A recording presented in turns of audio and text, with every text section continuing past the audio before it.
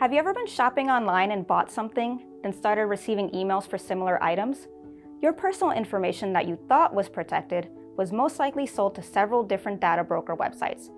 By the end of this video, you will learn how to effectively remove your personal information from them.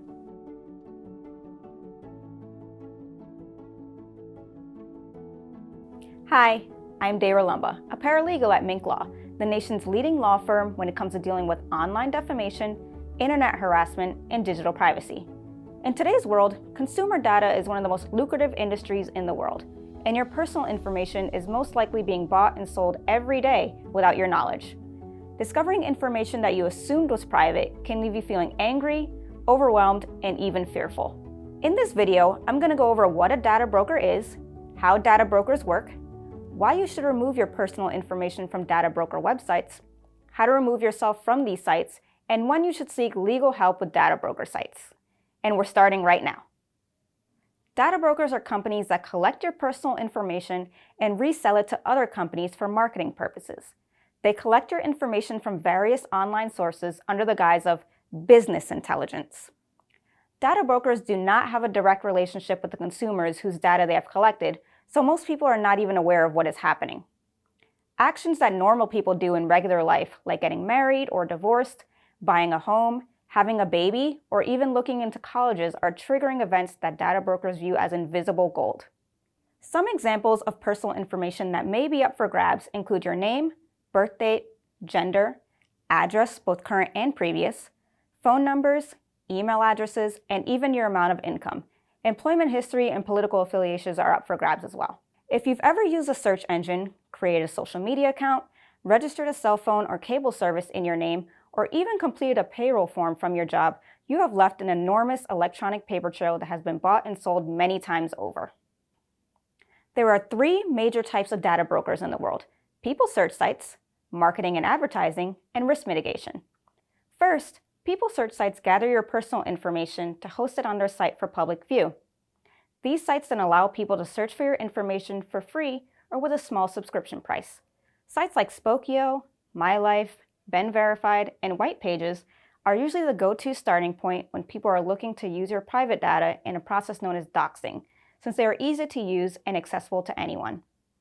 If you're concerned about your safety or people with malicious intent finding out your information, it is important to get your information off of these sites as soon as possible. The second type of data brokers are marketing and advertising brokers that create detailed profiles on people, which include information that will help them craft custom marketing blasts. For example, there are certain entities like Datalogix, Axiom, and Experian that sell lists of names of expectant parents and families with newborns. These companies who buy these lists are most likely going to target you to buy diapers, bottles, and other items that a newborn baby would need. The last type of data brokers are risk mitigation brokers. Have you ever applied for a personal or home loan and you were asked to verify your address, previous student or vehicle loans, or your mother's maiden name? That is a risk mitigation broker at work. They are identity verification products used to comply with regulations or prevent fraud when consumers attempt to make a transaction. There are three types of verification formats when dealing with these types of products: a numerical scoring system indicating the level of risk associated with the transaction, a quiz with questions like which of these vehicles belong to you, or what is your paternal grandfather's middle name, and a simple match or no match verification. If this is your introduction to the data broker world, you must be wondering, is this legal? The answer is complex.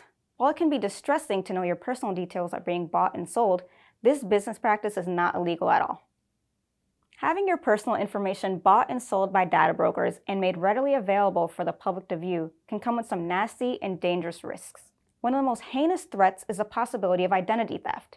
If you can obtain information about an individual online, you might be able to impersonate them, use their credit history, or even get into a password-protected website by answering security questions correctly. People search sites offer their own alarming hazards as well. Looking up your grandparents' address online to send them a holiday card is innocent enough, but there are many people with far more sinister agendas.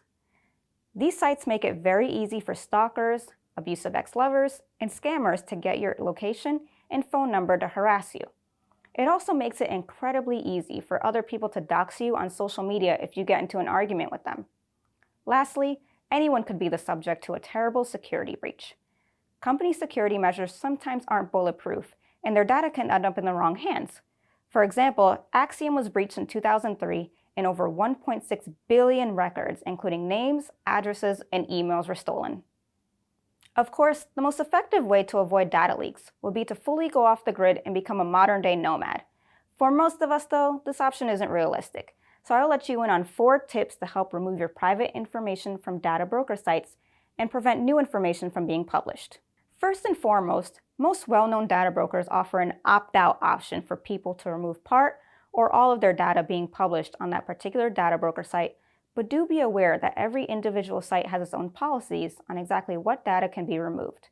For example, PeakU will allow you to remove your entire profile, while Voter Records will only allow the removal of your house number or phone number, not your name or full address.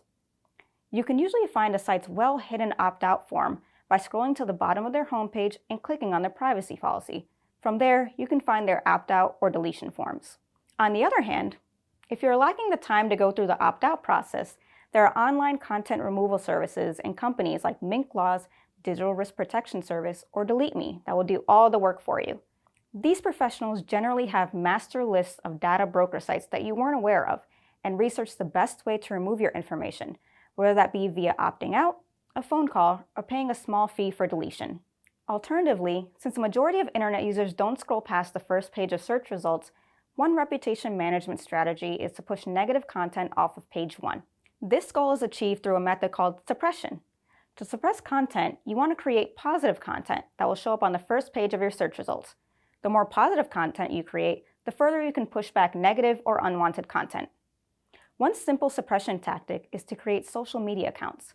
When someone searches your name, your social media accounts will be the first results that appear. Finally, everywhere you turn on the internet, you are asked for personal details, like your email address or phone number. But saying no whenever possible can help prevent newer data from being published in the future. If you suspect that you have been the subject of a deceptive data broker collection practice, or your privacy has been violated, you may want professional help resolving your situation. It can be difficult, not to mention extremely time-consuming, to get through to the right people to have your sensitive information removed from sites like these, which is why legal help is sometimes the best solution. Your attorney may be able to help you take legal action if your privacy has been violated or sensitive information has been leaked. The cost of services can range depending on if you decide to hire an attorney or go through a simpler removal process. Here at Mink Law, data broker content removal will be considered an hourly matter and require a retainer of at least $3,500 to begin a matter like this. I hope I was able to answer all of your questions today about data brokers. If you still have questions or are concerned about your digital privacy or are looking for an attorney for help, call us for a free consultation at 216-373-7706 or head over to minklaw.com and submit a contact form. This is Dara Lumba at Mink Law, and I'll see you in the next video. Bye!